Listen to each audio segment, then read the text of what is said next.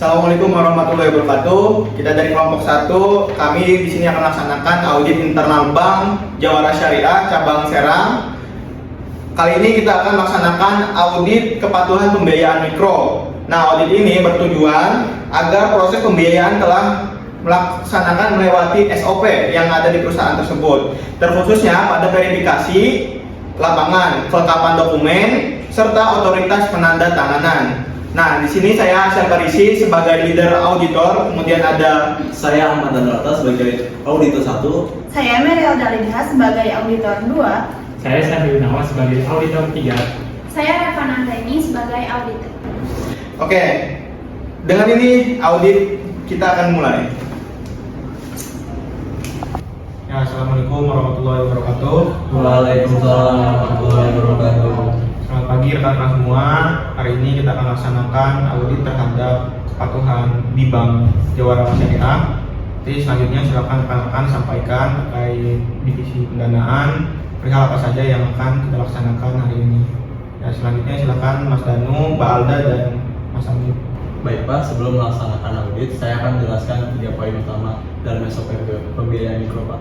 Yang pertama, verifikasi lapangan, wajib dilakukan sebelum persetujuan. Kedua, dokumen analisis kelayakan harus lengkap sebelum akad. Ketiga, pendatangan dokumen hanya pejabat yang berwenang Pak.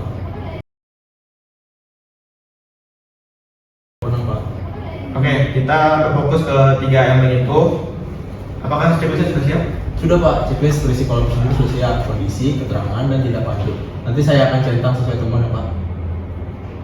Oke, yang lain bagaimana? Untuk saya Pak, saya akan fokus pada konsistensi verifikasi lapangan.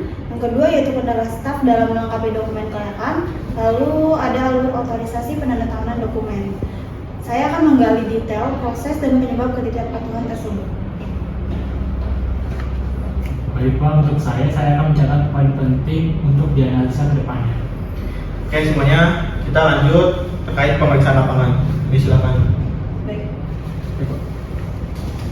Pagi Mbak Reva, kami dari tim audit akan melaksanakan audit terhadap pembiayaan mikro. Baik Bu. Nah, baik, sebelumnya terima kasih atas waktunya. Pertama, saya ingin memastikan terkait verifikasi lapangan, apakah setiap pengajuan pembiayaan mikro ini diverifikasi sebelum disetujui? Sebagian besar iya Bu, tapi ada beberapa yang belum sempat diverifikasi sebelum persetujuan. Berapa ya kira-kira yang tidak diverifikasi per bulannya? Mungkin sekitar 3-5 kasus Bu.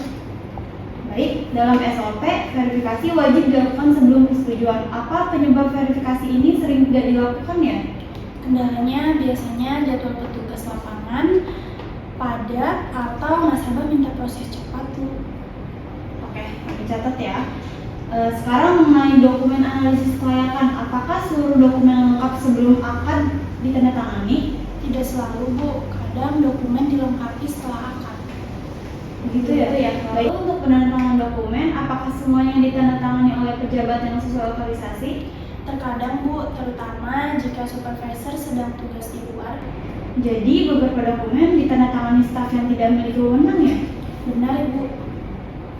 Baik Mbak, ini dokumen pembiayaan Bapak Ahmad Sanjaya di kolom verifikasi lapangan masih kosong Mbak di bagian sini. Jadi verifikasi nggak dilakukan sama sekali ya Mbak? Iya benar Bu. Di bagian analisis juga Mbak, belum diisi di bagian sini. Nah, ini berarti dokumen kelayakan nggak lengkap pada persetujuan ya? Iya Bu, saat itu memang sedang terburu-buru. Oke, semuanya sudah cukup jelas, jadi silakan dilanjutkan kembali. Baik Pak. Baik Pak, dari pemeriksaan dokumen saya menemukan ada 3 ketidaksesuaian SOP. Yang pertama, verifikasi lapangan tidak dilakukan. Kedua, dokumen kelayakan tidak lengkap. Ketiga, penandatanganan tidak sesuai otorisasi Pak. Ada 3 ketidaksesuaian. Iya. Lalu bagaimana untuk wawancara? Dari hasil wawancara, penyebab utamanya adalah yang pertama yaitu keterbatasan tugas verifikasi lapangan, tekanan target pencairan, dan tidak adanya pejabat pengganti yang memiliki otoritas saat supervisor tidak ada. Ini menunjukkan adanya kelemahan dalam pengawasan dan manajemen proses. Bagaimana untuk Mas Andri? Baik, dari yang saya rangkum dampaknya yaitu yang pertama risiko pembiayaan bermasalah, dan kedua keputusan pembiayaan menjadi kurang akurat, yang ketiga yaitu validitas dokumen administrasi yang makin lemah. Oke. Apakah ada rekomendasi rekan-rekan? Dari saya ada rekomendasi yaitu penjadwalan verifikasi larangan secara ketat. Yang kedua, checklist kelayakan wajib yang tidak boleh kosong. Serta yang terakhir, pejabat pengganti resmi untuk otoritas dokumen. Oke, baik. Silakan lanjut mulai teman-teman. Boleh, Pak. Baik rekan-rekan, kita akan masukkan ke dalam laporan. Untuk laporannya silakan disusun dan dikumpulkan ya, terkait hasil wawancara, rekomendasi, serta hal yang tadi kita diskusikan. Berdasarkan hasil audit tadi, ada beberapa hal, ada 3 hal ketidaksesuaian prosedur kita tentang proses pembiayaan mikro. Tim juga sudah menyusun proses laporan untuk perbaikan dan agar meningkatkan kualitas pelayanan pengelolaan pembiayaan kita. Ya, hari ini kita cukupkan terkait pembiayaan ini. Semoga kedepannya perusahaan kita lebih baik lagi. Terima kasih. Selamat sore semuanya. Assalamualaikum warahmatullahi wabarakatuh. Waalaikumsalam.